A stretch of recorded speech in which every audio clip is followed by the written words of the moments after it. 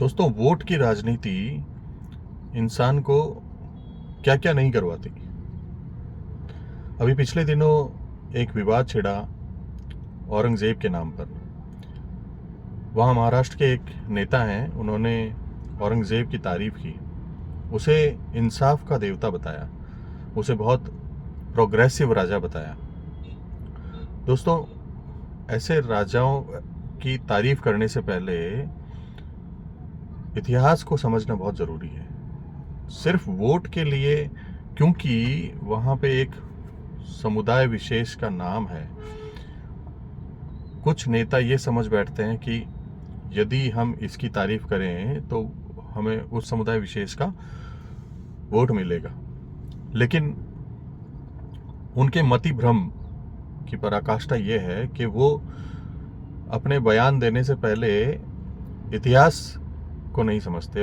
अपना स्पष्टीकरण ये देते हैं कि वो एक राजा था, उस कालखंड में सभी राजा इसी तरह के थे, सभी इसी तरह के निर्णय लेते थे, इसी तरह से दूसरे राजाओं पे आक्रमण करते थे, अपनी क्रिया प्रतिक्रिया देते थे।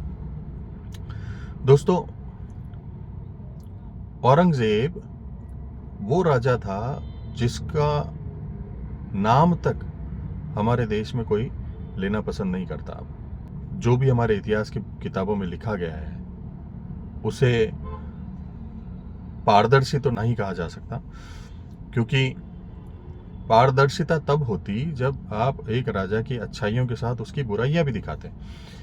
यहां हो ये रहा है कि एक समुदाय विशेष के वोटों के लालच में आप उस इंसान को भला बता रहे हैं। हमारे देश का मुस्लिम समुदाय भी इतना क्रोधित है कि उस इंसान के नाम पर अपने बच्चों के नाम तक नहीं रखना चाहता। और हमारे देश के नेता ये नहीं समझ रहे कि आप न सिर्फ बहुसंख्यक भारतीयों का बल्कि अल्पसंख्यक भारतीयों को भी इस बात से नाराज कर रहे हैं। आप ये सब करके अपने ही राजनीति को नुकसान पहुंचा रहे हैं। खैर, औरंगजेब वो राजा था जिसने सिख धर्म गुरु तेग बहादुर का सरेआम कत्ल किया। उनके 3 अनुयायियों को उन्हीं के साथ में अमानवीय यातनाएं देकर शहीद किया। ये वो राजा था जिसने गुरु गोविंद सिंह के 2 मासूम साहेबजादों को जिंदा दीवार में चुनवा दिया।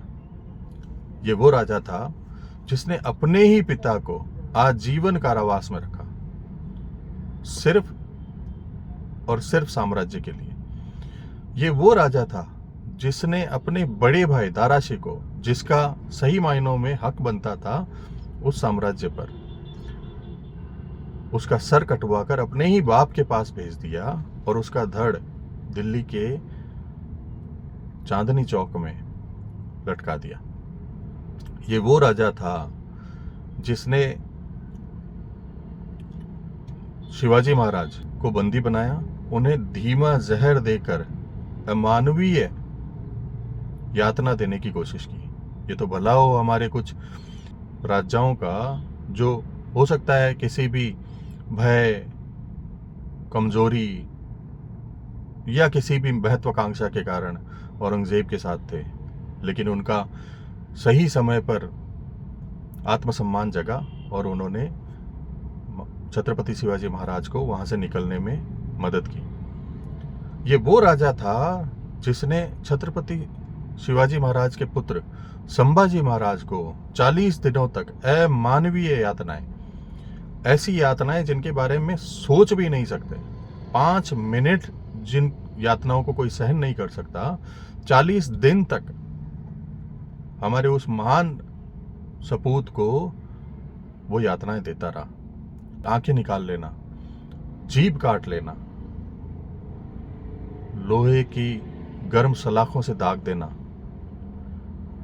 40 दिन तक उनको इस तरह की यातनाएं देने के बाद उसने शहीद किया। ये ज्ञान देते हैं कि वो तो एक राजा था और ये राजधर्म, उनकी भाषा में ये राजधर्म निभा रहा था। राजाओं का यही काम था। अपने विरोधियों को इस तरह से समाप्त करना। लेकिन उन्हें ये नहीं पता कि ये पूर्ण रूप से, शुद्ध रूप से धार्मिक उन्माद था। ये जो राजा जिसकी बात हो रही है, औरंगजेब, इस इंसान को कोई धर्म फूटी आंख पसंद नहीं था।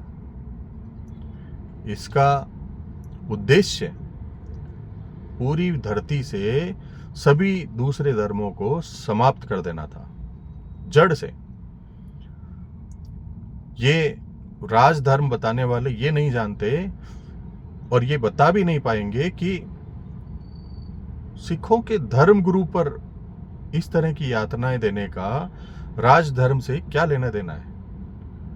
हिंदुओं के न जाने कितने मंदिर, काशी विश्वनाथ, मथुरा में भगवान कृष्ण का मंदिर, सोमनाथ, इन मंदिरों को तुड़वाने का राजधर्म से क्या लेना देना है।